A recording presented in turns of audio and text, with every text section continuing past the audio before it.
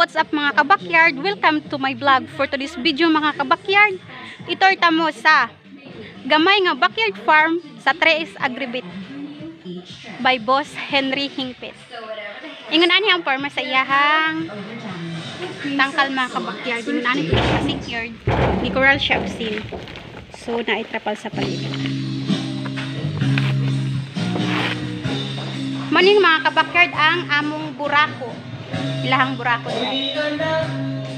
Then maupod ni ang unang nga anay nga nalutasan. Yang number kay C is 8016. Then ang ikaduha nga anay nga nalutasan na ara mga kabakyard. C. Tanaw natin yung mga number mga kabakyard aron makita pud gyud ninyo. Is 4508. Pakita na ko sa inyo ha, ang mga baktin niya is 4508. Naray ang mga baktin mga kabakyard, 4 days panigikan pagkalutas, 12 na sila kabuok. Naraday ng duha na mo kaanay, duha nila kaanay nga nagdungan og panganak.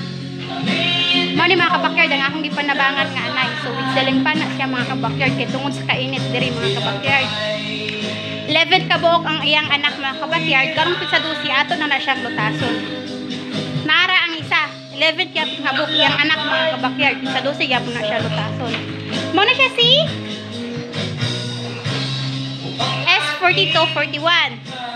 Then si S8586. Pwede na sa inyo mga kabakyard ang katong iyahang guild pa itong una nga upat kabuok. Upat. Nara mga kabakyard. Mana? Narang isa.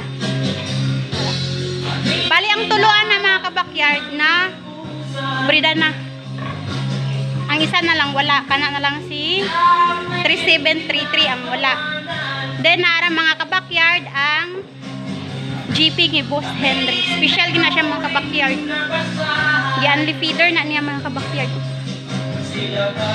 Mao ni mga kabakyard ang iyahang gamayng backyard farm sa Tres Agribit. Then pakita na ko sa inyo mga kabakyard ang syempre ang amo ang ginagamit nga feeds. Digid mawala ang kapartner, we are proud. Feeds. Premium feeds. Nara mga kabakyard ang feeds bali 1 week ra na nga konsumo nila mga kabakyard. So sa feeds mapagkakatiwalaan, siguradong subok na yan ng Tres Agribit. So maara to mga kabakyard. Bye bye and thank you for watching.